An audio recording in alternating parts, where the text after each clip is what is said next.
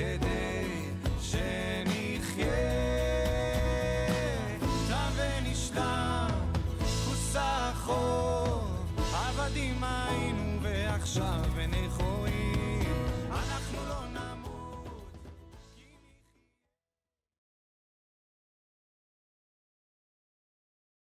Le thème qui m'a été demandé d'aborder avec vous, c'est le dernier repas de Jésus. Ce qu'on appelle en hébreu le Seder de Pessah.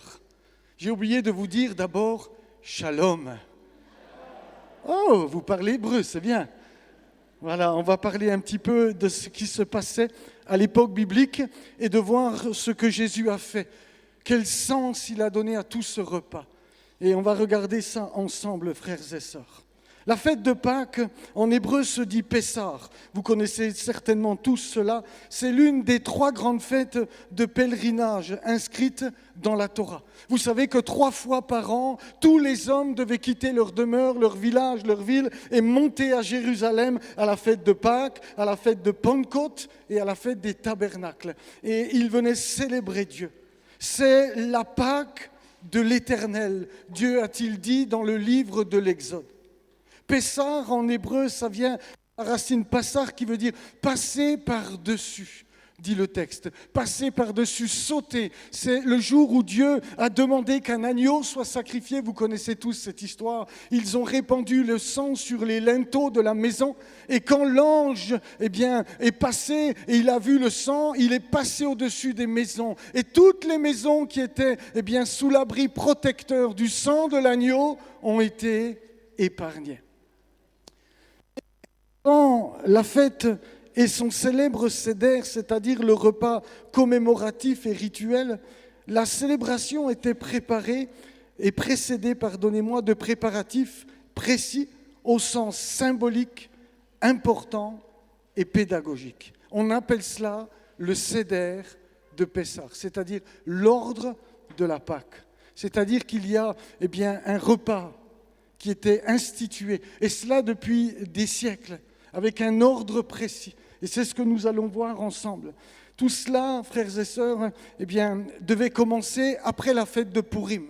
Vous savez, vous connaissez tous le livre d'Esther où les sorts ont été inversés. Aman, le méchant, voulait faire mourir tout le peuple d'Israël, mais Dieu a changé le mal en bien. Les sorts ont été inversés. Les ennemis sont morts et les fils d'Israël sont restés vivants. Et à partir de là, on célébrait une fête qu'on appelle Pourim. Et à partir de la fête de Pourim, qui se trouve à peu près au mois de mars, on va se mettre en route pour la préparation de la Pâque. Et on va commencer à enlever dans les maisons toute trace de levain.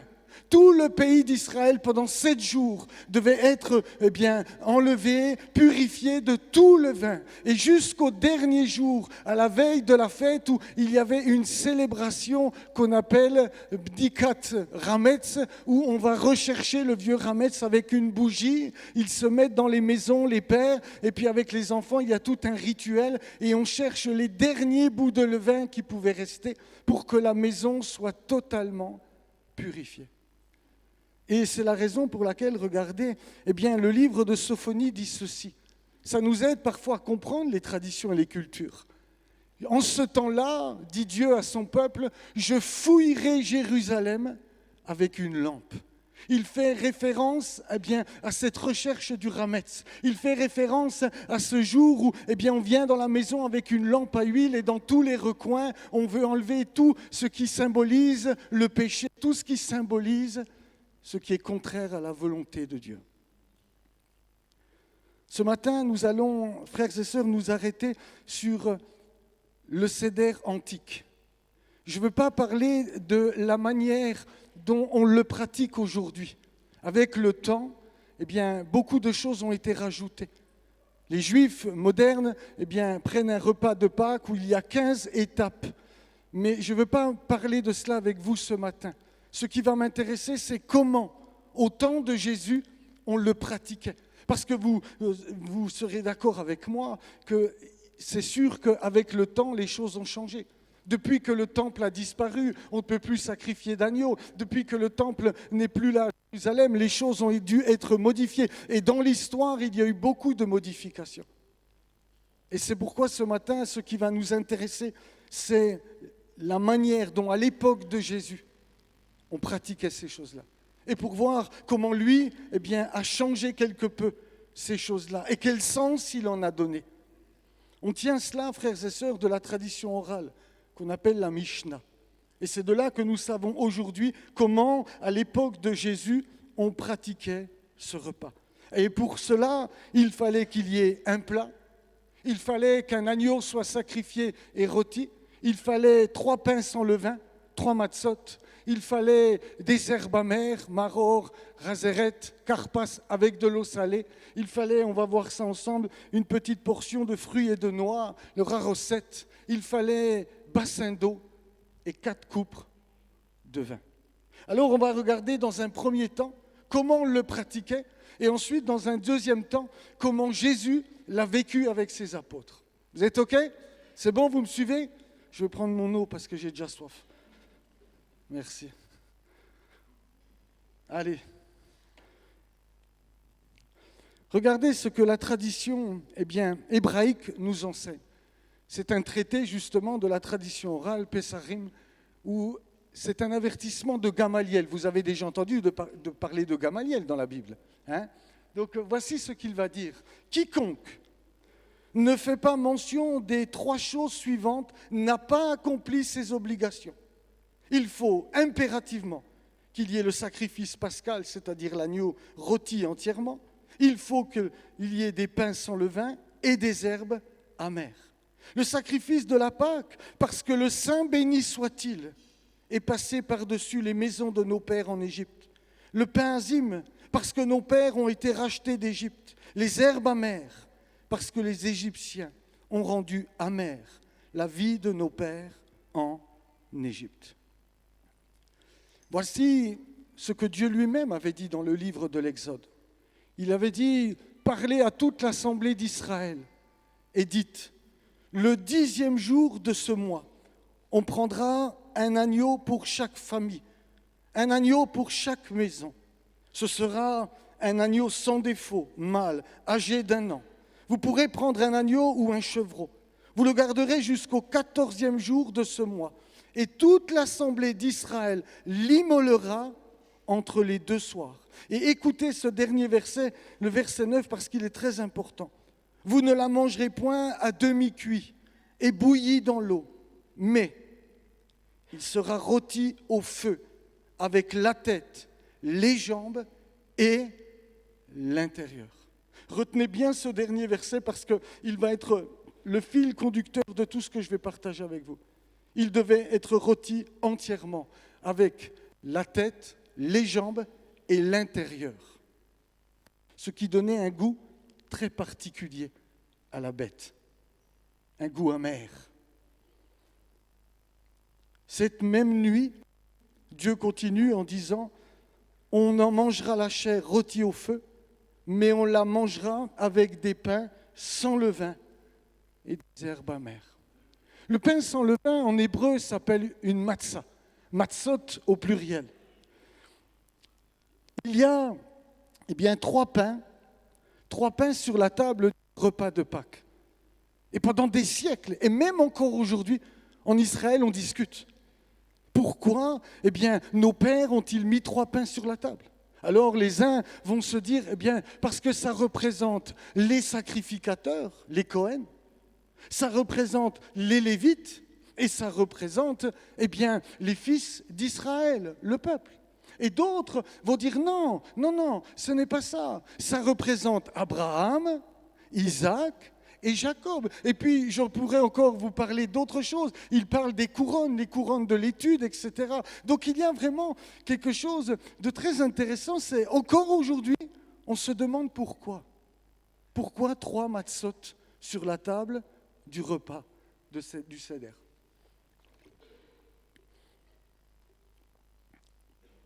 Après, le texte nous dit ceci, on la mangera avec des pains sans levain et des herbes amères. Alors, il a été décidé dans l'histoire de prendre du réfort, c'est une épice assez épicée, je ne sais pas comment dire, et puis le raseret, c'est de la laitue. On a décidé que ce serait les herbes amères, pas une, il y en faut deux. Et puis à cela, on a rajouté le karpas. Le karpas, c'est du persil. Du persil, et voici, en hébreu, karpas, par sa couleur bien verte, il symbolise la vie. Avant de le manger, nous le trempons dans l'eau salée, qui représente les larmes, souvenir des douleurs et des souffrances de l'Égypte. Mais le karpas représente aussi le bouquet d'hysope que les Israéliens ont trempé dans le sang des agneaux et qu'ils ont répandu sur le linteau des portes de leur maison. Vous comprendrez avec moi, ce qui est très important, c'est que ce repas, et l'ordre de ce repas, a toute une grande importance.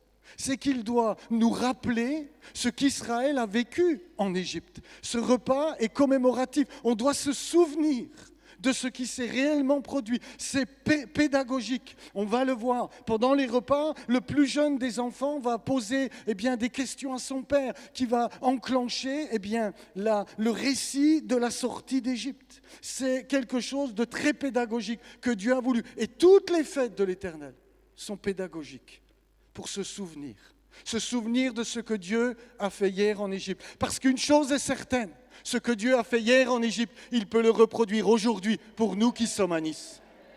Alors on se souvient de ce que Dieu a fait. Et puis je vous disais, il y avait aussi à tout cela une pâte, le raroset, une pâte sucrée à base de fruits et de noix, qui était un des éléments importants du plateau de Pessah. Nous allons voir pourquoi. Il est là pour symboliser le mortier qu'utilisaient les Hébreux pour fabriquer des briques alors qu'ils étaient esclaves en Égypte. Et à cela, il fallait ajouter 4 coupes, pas une, 4. Pourquoi ? Parce que voici ce qui est écrit dans le livre de l'Exode. Je suis l'Éternel. Première coupe. Je vous affranchirai des travaux dont vous chargent les Égyptiens. Deuxième coupe. Je vous délivrerai de leur esclavage. Troisième. Et je vous rachèterai par la force de mon bras et par de grands jugements. Je vous prendrai. Quatrième coupe pour que vous soyez mon peuple. Alors, 4 coupes ont été mises sur la table. Et nous allons voir, ils les boivent à un moment particulier, précis, avec une signification. Et ensuite, nous verrons ce que Jésus va lui faire et dire à travers cela. Voici comment le repas se pratiquait. Je vous ai dit, et je viens de vous expliquer, j'espère que vous me suivez, quels étaient les ingrédients qu'il y avait sur cette table.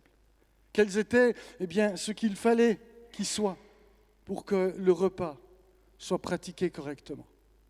Et voici que le repas commençait par ce qu'on appelle la coupe de la sanctification, le kidouche, où le maître ou le père de famille déclarait ceci: « Béni sois-tu, ô Éternel, notre Dieu, qui a créé le fruit de la vigne.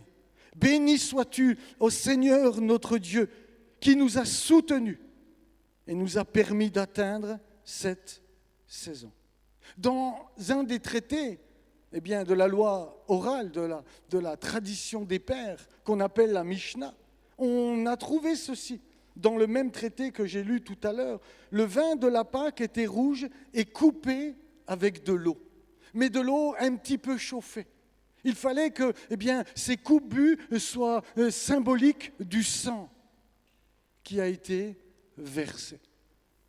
Il semble indiquer qu'ils étaient chauds du fait que l'eau était chauffée. Si tel était bien le cas, le vin représentait de façon particulièrement appropriée le sang de l'agneau pascal. Après cette coupe de sanctification, après le kidouche qui ouvre le repas, il y avait le lavage des mains. On prenait un bassin, et puis si c'est dans une maison, c'est l'épouse. L'épouse qui vient laver les mains du père. Si c'était dans une maison où il y avait des esclaves, c'est un esclave qui faisait ces choses-là. La tradition veut que le maître de table se lave les mains sans réciter de bénédiction. Ce premier lavage des mains par le maître de table le distinguait du reste du groupe. Il montrait ainsi qu'il était le personnage le plus important de la table. On venait prendre la bassine et on lui lavait les mains. Et par cela, on avait compris que c'était le personnage central de tout ce repas, le père ou le maître de la maison. Après le lavage des mains, une fois la coupe bue et le lavage cérémoniel des mains par le maître de table, à ce moment-là, un serviteur apportait une table sur laquelle des aliments étaient rassemblés et le premier trempage de la nourriture avait lieu. On prenait le karpas et on le trempait dans l'eau salée. Rappel des larmes que les Israéliens ont versées en Égypte. Les aliments, à partir de là, étaient retirés de la table. On enlevait complètement la table. Le maître de table versait alors la deuxième coupe de vin, mais personne ne la buvait. Elle était en attente. L'acte de retirer la nourriture sans manger, le plat principal, qui est l'agneau, bien évidemment, constituait une procédure inhabituelle. On n'a pas l'habitude dans un repas, que après que tu aies bu une première coupe de vin, qu'on t'ait lavé les mains, que tu as mangé du persil dans l'eau salée, de tout retirer. Le but, c'était d'attirer l'attention. C'était qu'il y ait un acte qui marque le repas. Cette procédure inhabituelle, cela avait pour but d'éveiller la curiosité. Et à partir de là, une question était posée. En fait, il y en avait 4. Manishtana, en hébreu. Normalement, c'est le plus petit. C'est le plus petit des enfants qui est honoré. Ce jour-là, l'ordre est inversé. C'est le plus jeune qui va poser la question. Et il va demander la question habituelle, en quoi ce soir se distingue-t-il des autres soirs ? Et 4 fois, il va lui dire, d'habitude on mange sans herbes amères, aujourd'hui nous mangeons des herbes amères. D'habitude nous mangeons du pain avec du levain, aujourd'hui nous mangeons du pain sans levain, etc. À 4 reprises. Et c'est ce que Dieu avait dit. Exode au chapitre 12 et au verset 26, il est dit, « Et lorsque vos enfants vous diront, que signifie pour vous cet usage ?» Le but en enlevant le repas, c'était que les enfants posent des questions. Et à partir de là, il y avait ce qu'on appelle le maguide. Le maguide, c'est un orateur, soit par la prédication ou soit par les chants. Le maître de table récitait ensuite un résumé de l'histoire nationale d'Israël. Il commençait par l'appel lancé par Dieu à Abraham en l'invitant à sortir de l'idolâtrie, puis finissant par la délivrance du peuple de l'esclavage d'Égypte. J'ai fait une faute d'orthographe. Et le don de la loi, de la Torah. Puis, il continue le service en expliquant pourquoi l'agneau, pourquoi les herbes amères et pourquoi le pain sans levain. Le maître explique à toute la table. Il rappelle toute l'histoire, il rappelle la délivrance, il rappelle les 10 plaies d'Égypte, il rappelle l'appel d'Abraham. Et puis ensuite, il va expliquer pourquoi un agneau doit être mangé, pourquoi des herbes. Il rappelle tout ce que Dieu a fait à leur père, pour que tous les enfants comprennent d'où ils viennent, qui ils sont, quelle est leur histoire et pourquoi on célèbre cette fête en ce jour. Puis, on chantait. On chantait la première partie du Hallel, c'est-à-dire les psaumes 113 et 114. Et là, après avoir chanté, il buvait la deuxième coupe. Vous me suivez ou pas ? Après cela, le maître de table brisait l'une des 3 matzot. En vérité, il prenait celle du milieu et il la casse. Il la brise. Et il va prononcer 2 bénédictions sur ce pain. La première consistait à rendre grâce à celui qui a fait sortir le pain de la terre. La seconde, à rendre grâce pour le commandement de manger du pain azim. Le maître de table donnait à chaque personne un morceau de ce pain brisé avec des herbes amères trempées dans le mélange charosset. Et puis là, on ne sait pas exactement, parce que la tradition ne dit pas exactement si ça se pratiquait déjà au temps de Jésus, mais il semble que c'est ce qui s'est passé. Je vous expliquerai à la fin pourquoi. On prenait l'autre pain qui n'avait pas été brisé. On l'enveloppait dans un linge. On appelle ça la ficomène. Et puis on va le cacher dans la pièce. Et aujourd'hui, c'est aux enfants de le trouver pour le manger lorsque le repas est totalement terminé. Après ce passage-là, les herbes amères, le pain trempé, venait le moment de manger l'agneau pascal. Le maître de table versait la 3e coupe. Tous récitaient la bénédiction après le repas, en chantaient une autre sur le vin. Puis tous consommaient cette 3e coupe. Dans la tradition, il est dit que cette coupe a 2 noms. La première, c'est la coupe de la rédemption, Kos Yeshuot, du nom Yeshua, qui veut dire le salut. Et aussi, la Mishnah dit, on l'appelait la coupe de bénédiction. Et là, ça devient intéressant. Vous comprendrez tout à l'heure pourquoi je vous dis ça. Je vous laisse réfléchir. Ceux qui connaissent leur Bible, ils doivent trouver. Qui a trouvé? Levez la main. Ouais, c'est bien. Personne n'ose lever la main. Non, ce n'est pas un interrogatoire. La 3e coupe était consommée. Et après cela, on chantait. On chantait la seconde partie du Hallel, c'est-à-dire les psaumes 115 à 118. Et on buvait la 4e coupe. Le seder, c'est-à-dire tout l'ordre du repas, se concluait par un chant ou un hymne final qui commençait par ces paroles « Toutes tes œuvres te loueront, Éternel notre Dieu » et se concluait par celle-ci « D'éternité en éternité, tu es Dieu et en dehors de toi, nous n'avons ni roi, ni rédempteur, ni sauveur. » Et on buvait cette 4e coupe, la coupe du Hallel qu'on l'appelle. Et le repas était terminé. Et depuis l'an 70 jusqu'en 1947, tous les ans, quand on mangeait la Pâque, tout bon juif qui se respecte disait l'année prochaine, nous la mangerons à Jérusalem. Alléluia. C'est ainsi qu'on pratiquait le repas de Pâques. C'est ainsi que les choses se faisaient.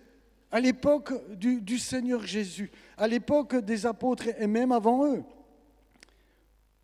Maintenant que nous avons regardé les éléments, que nous avons regardé l'ordre du repas, nous allons plonger nos regards sur ce que le Seigneur a pratiqué, sur ce qu'il a fait, sur ce qu'il a dit, sur ce qu'il a engendré comme mémorial. À la veille de la célébration de la Pâque, Jésus a envoyé 2 de ses disciples, Pierre et Jean. Luc, au chapitre 22 et dans les autres évangiles, il est dit « Allez nous préparer la Pâque, afin que nous la mangions. » Alors Pierre et Jean, c'est très intéressant d'ailleurs, frères et sœurs, parce que vous regarderez attentivement dans votre Bible, c'est les seuls disciples, les 2, qui feront constamment mention de l'agneau de Dieu.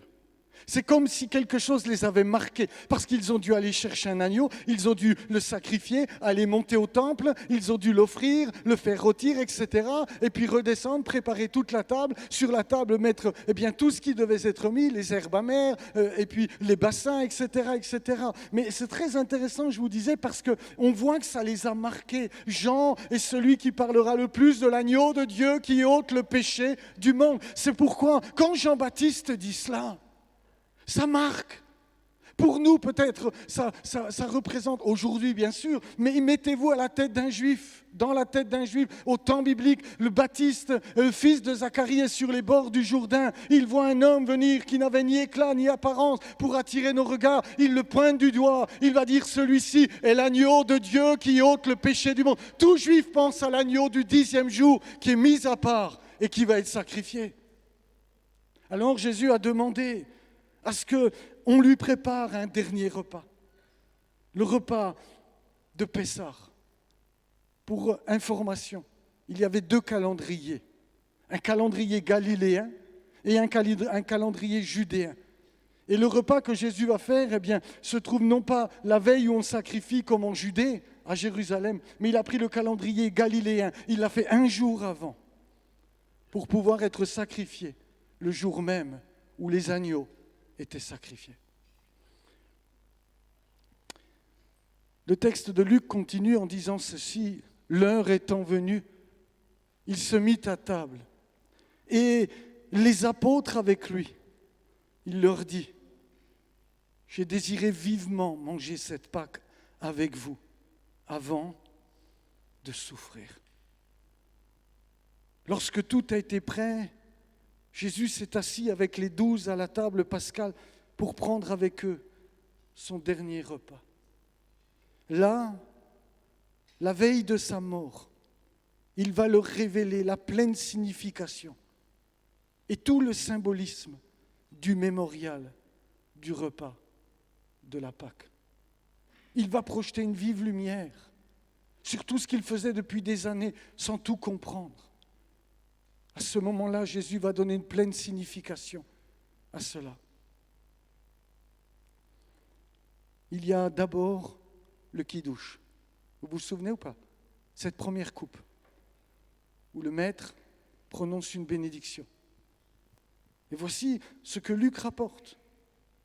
Puis, il prit une coupe, remercia Dieu, c'est-à-dire en hébreu c'est une bracha. Il fait une bénédiction. Baruch ata Adonai Eloheinu melech haolam, boré peri agafen.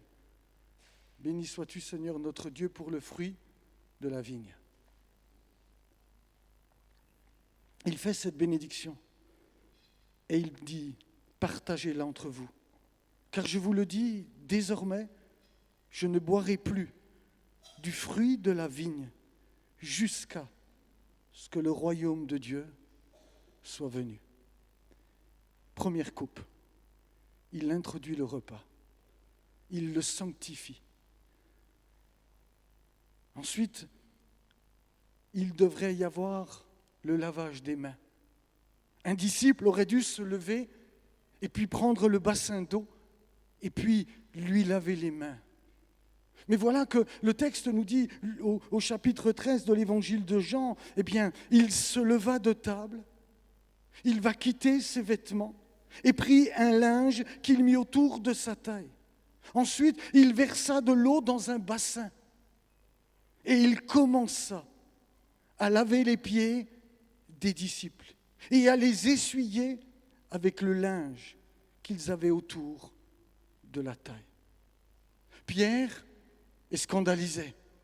Non, Seigneur, c'est pas à toi de faire ça. La personne la plus importante du repas, c'est toi. C'est pas à toi de faire ces choses. Et en plus, tu nous laves les pieds. C'est quelque chose qui n'était réservé qu'aux esclaves. Dans la tradition hébraïque, un juif ne lave pas les pieds à un autre juif. Certaines femmes le faisaient par grande humilité, mais normalement c'était quelque chose qui était réservé, comme on ne déliait pas la courroie d'un soulier. Jésus va prendre l'eau et au lieu de montrer qu'il est la personne la plus importante, il va se faire le serviteur. Il va laver les pieds de ses disciples. Pierre est confondu. Pierre, dans un premier temps, s'y refuse. Jésus doit lui expliquer qu'il faut qu'il pratique ces choses. Jésus vient de changer les codes. Il ne s'élève pas, il s'abaisse. Il n'est pas venu pour être servi, mais il est devenu le serviteur de tous les hommes. J'imagine qu'à ce moment-là, il y a un grand silence. Les apôtres sont stupéfaits. Il vient de changer l'ordre du repas. Ensuite, devait avoir lieu, dans l'ordre, le trempage du carpas dans l'eau salée et le retrait de la table portant les aliments, le remplissage de la deuxième coupe de vin. le quadruple questionnement rituel, le retour de la table portant les aliments, l'explication de l'agneau, des herbes amères et du pain azime, le chant de la première partie du Hallel, l'absorption de la deuxième coupe, la fraction de l'un des pains sans levain et l'action de grâce récitée sur le pain. Mais les évangiles restent sobres et ne nous en parlent pas. Le trempage du morceau de pain et des herbes amères dans le mélange de fruits et de noix, rare recette. Écoutez ce que Jean révèle. Ayant ainsi parlé, on ne sait pas de quoi il parlait, parce que tout ne nous est pas dit, mais n'oubliez pas, c'est un repas de Pâques, c'est un seder de Pessah. Jésus fut troublé en son esprit. Tout à coup, Jésus est troublé. Et il dit expressément, en vérité, je vous le dis, l'un de vous me livrera. Jésus répondit, celui à qui je donnerai le morceau trempé. Ayant trempé le morceau, il le donna à Judas, fils de Simon, l'Iscariote. Dès que le morceau fut donné, Satan entra dans Judas. Judas ayant pris le morceau, se hâta de sortir. Il faisait nuit. La question lui est posée, mais comment ça? Jésus est troublé. Je pense, ça c'est moi qui le dis. Satan vient d'entrer. Satan vient d'entrer. Jésus est troublé en son esprit. Il sait que c'est l'heure de la trahison. Il sait que c'est le moment où le Fils de l'homme va être trahi par un de ses proches. Les disciples lui posent la question. Et ce qui est très intéressant, souvenez-vous, c'est le plus jeune qui pose des questions. Il n'y en a qu'un qui pose des questions ce soir-là. Pierre ne lui pose pas. Pierre, et se tourne vers Jean. Ça doit être le plus jeune, celui qui est là, penché sur sa droite, penché sur son sein. Et il va dire, demande-lui qui c'est. Et Jésus va dire, celui à qui je vais donner le morceau trempé dans le ras recette. Il prend du pain sans levain, des herbes amères, il le mélange et il l'offre à Judas. Jésus est celui qui a vécu la trahison dans son propre clan, dans son propre sein, dans sa propre famille spirituelle. Judas. Je vous disais tout à l'heure, souvenez-vous bien de cela. L'agneau devait être mangé avec tout l'intérieur. Quand il était cuit, pas manger l'intérieur, mais on mangeait la chair. Mais cet agneau avait un goût d'amertume. Les pains sans levain, la coupe avec un peu d'eau chaude. Imaginez-vous, c'est pas gastronomique ça? Vous êtes d'accord avec moi? C'est amer. Et Jésus, par cela, va manifester ce qui pour lui est amer. Il est venu au milieu des siens. Et les siens l'ont rejeté. Une partie. Et ils ont demandé qu'il soit crucifié. Alors il donne à Judas ce fameux morceau. L'agneau pascal a été mangé. La troisième coupe sera versée. Ils vont la boire. Et puis, la seconde partie du Hallel a été chantée. Et la quatrième coupe a été versée et bue. Mais regardez ce que nous dit le texte. Exactement ce qui s'est passé. Après avoir chanté les psaumes, c'est-à-dire les psaumes du Hallel dans l'entièreté, 113 à 118, eh bien, ils se rendirent au mont des Oliviers. C'est le moment où Jésus s'approche de Gethsémané. C'est après avoir chanté ces cantiques-là. Et dans le psaume 118, j'ai mis que ce verset 27, vous les relirez à la maison. Il est dit, attachez la victime avec des liens. Amenez-la jusqu'aux cornes de l'autel. Imaginez-vous Jésus en train de chanter ces choses. Il sait que ça le concerne. Il sait que c'est pour lui. Il sait que c'est lui l'agneau qui va être sacrifié d'ici quelques heures. Trahi par son disciple, son apôtre, Judas, fils de Simon l'Iscariote. mais il le chante. Et il va librement à Gethsémane. Il sait que dans quelques heures, il va venir, il le baisera, et puis il le trahira. Et on l'amènera dans la maison de Haïf et de Caïphe pour un tribunal, fait en catimini, qui ne correspond pas du tout au code de l'époque. Et au petit matin, on le présentera devant Pilate. Et à 15h l'après-midi, à la 9e heure, comme l'a rappelé tout à l'heure notre frère, Jésus sera crucifié, pendu entre ciel et terre, parce qu'il est l'agneau de Dieu qui devait ôter le péché du monde. Attachez la victime avec des liens, amenez-la jusqu'aux cornes de l'autel. Le voici parti pour Golgotha. Ce qui est très intéressant, frères et sœurs, c'est qu'il y a eu un premier changement avec le bassin d'eau. Jésus ne s'est pas fait laver les mains, il a lavé les pieds de ses disciples. Mais il va y avoir un changement aussi avec le pain. Le pain que Jésus a brisé pour le tremper dans les herbes amères n'est pas celui à propos duquel il dit « Ceci est mon corps ». C'est le pain trempé, c'est le pain de l'amertume, c'est celui qui était avec des herbes amères, qui est le pain de la trahison. Celui qu'il a comparé à son corps est intervenu après qu'il a rendu grâce à la fin du repas. Il l'a alors rompu et donné à ses disciples en disant « Ceci est mon corps qui est donné pour vous. Faites ceci en souvenir de moi. » Il y a quelque chose, frères et sœurs, qui est en train de changer. Jusqu'à maintenant, on devait se souvenir de la sortie d'Égypte. Jusqu'à maintenant, le repas de Pâques symbolisait le Dieu qui délivre Israël de l'Égypte. Et béni soit Dieu, parce que c'est encore une réalité aujourd'hui.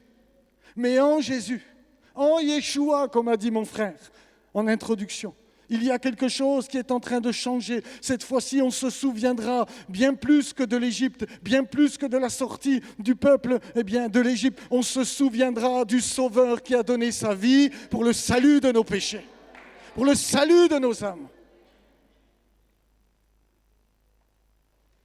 Puis, il prit de nouveau le vin, prépare la 3e coupe pour les apôtres. Regardez ce qu'il est dit. La 3e coupe, la coupe de bénédiction, était consommée à la fin du repas.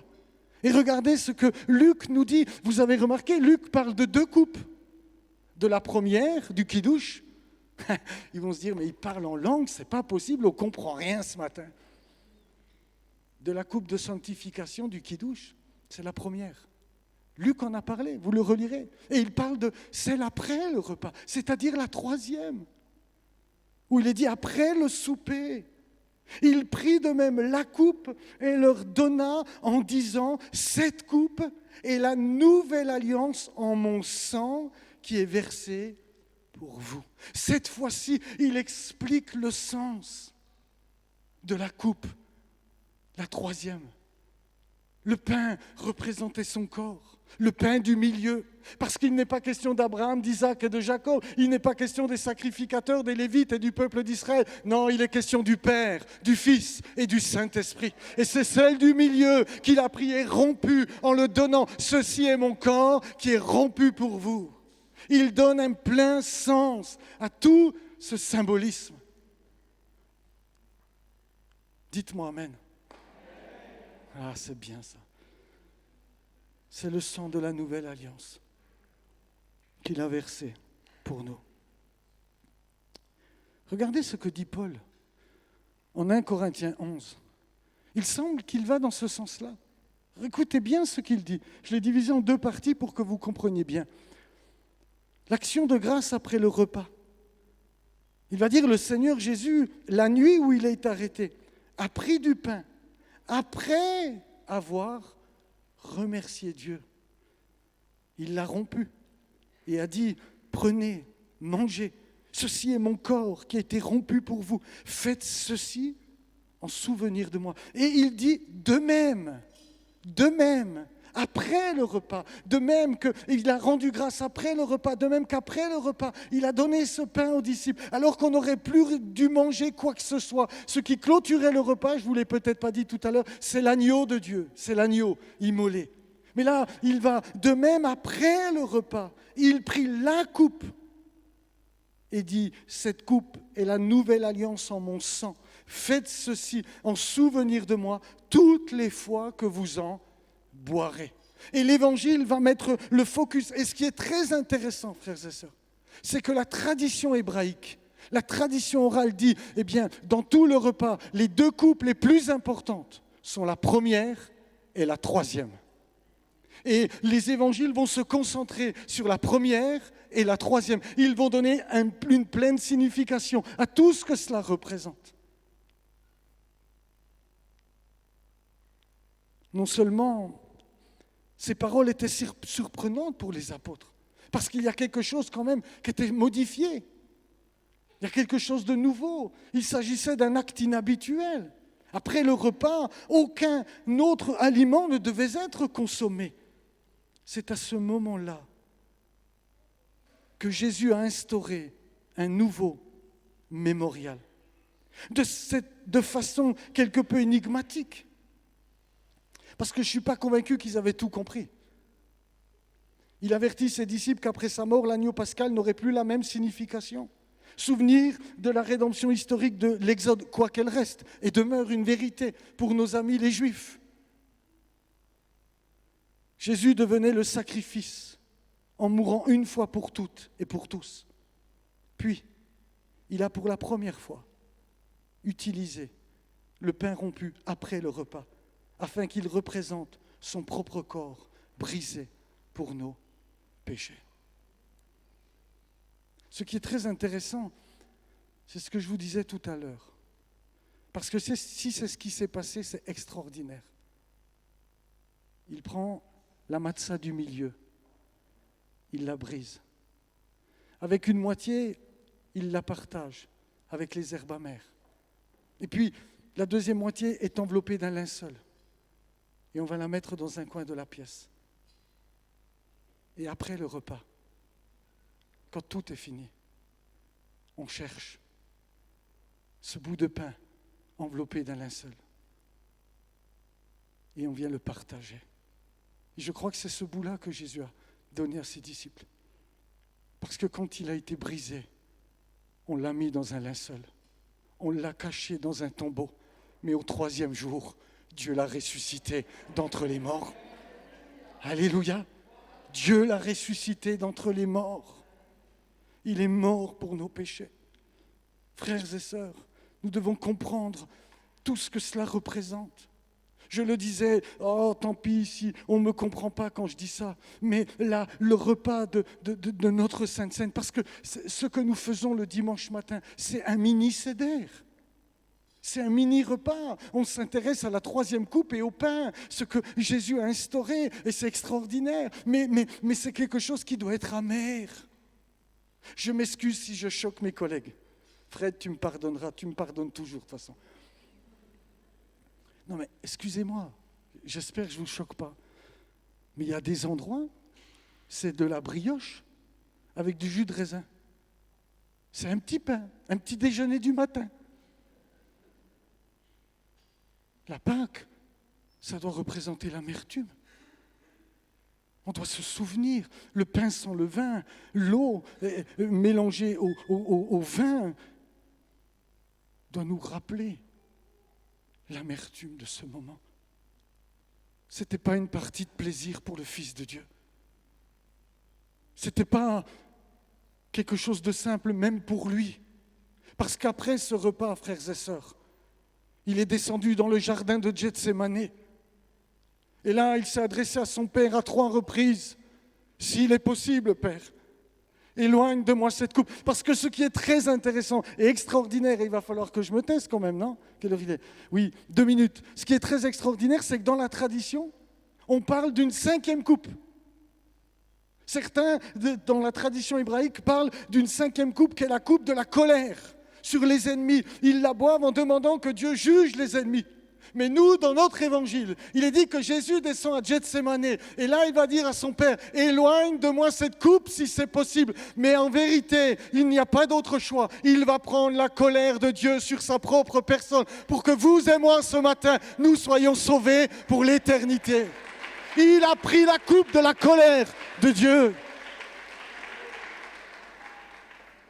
Il n'y avait pas d'autre possibilité. Il fallait qu'il meure pour nos péchés. Il fallait qu'il soit brisé. Il fallait qu'on le mette dans un tombeau. Il fallait qu'il ressuscite au 3e jour pour apporter la vie éternelle à tous les enfants de Dieu. Alors, s'il vous plaît, mes collègues, tous les responsables de la Sainte Seine, mettez-moi un truc qui soit un petit peu amer. Pas un petit déj. Que toutes les fois que nous le prenions, nous nous souvenons ce que ça lui a véritablement coûté. La trahison, le rejet, nos iniquités, la colère du Père, pour que nous soyons sauvés.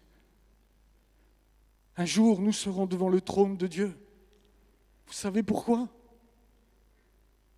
Parce que l'agneau immolé est au milieu du trône, nous dit le livre de l'Apocalypse, parce qu'il porte les marques éternellement et pour toujours du sacrifice ultime, de la véritable Pâque, celle que Dieu avait voulu dès le commencement. Je termine avec ce verset. Toutes les fois que vous mangez ce pain et que vous buvez cette coupe, vous annoncez la mort du Seigneur jusqu'à ce qu'il vienne. Pourquoi ? Parce qu'il est ressuscité, frères et sœurs, parce qu'il est vivant. Je vais inviter les musiciens à venir. Je vais terminer par la prière. Seigneur, nous voulons te bénir. Te bénir parce que tu as fait cela par amour pour nous. Tu as fait cela parce que tu nous as tant aimés. Tu n'étais pas obligé, tu aurais pu nous condamner du haut des cieux et tu aurais été juste dans ton jugement. Mais tu as décidé de descendre. Tu as décidé de devenir le véritable agneau de Dieu. Tu as décidé d'être cet agneau sans tache, pur, mâle, sacrifié pour mon péché. Un jour, Seigneur, je serai devant toi parce que c'est toi qui auras payé le prix. Un jour, Seigneur, les églises de Nice seront devant toi parce que ton sang avait été versé, parce que ton corps a été brisé. Il t'a coûté si cher, notre salut. Je te prie ce matin de nous révéler encore ces choses. Il t'a coûté le dépouillement. Alors que tu étais acclamé, alors que les séraphins les plus purs se voilaient la face devant ton trône, en criant « Saint, Saint, Saint est l'Éternel des armées, et toute la terre est pleine de sa gloire. » Alors que tu étais acclamé ainsi, tu t'es fait homme, tu as quitté cette gloire, et tu es venu au milieu de nous. Alors que tu étais semblable à nous, tu t'es fait le serviteur. Lors de ce dernier repas, tu n'as pas cherché à être le principal acteur, le plus important du repas. Tu as lavé les pieds de tes disciples. Alors qu'il y avait tout ce symbolisme, tu nous as fait comprendre que le pain représentait ton corps brisé et que le vin nous parlait du sang que tu allais verser. Seigneur, ce matin, j'ai pas de mots pour te dire merci. J'ai pas de mots pour te rendre grâce pour ce que tu as fait pour nos âmes. Écoute les cœurs de ton Église à Nice qui t'acclament pour ce que tu as fait pour nos âmes. Amen.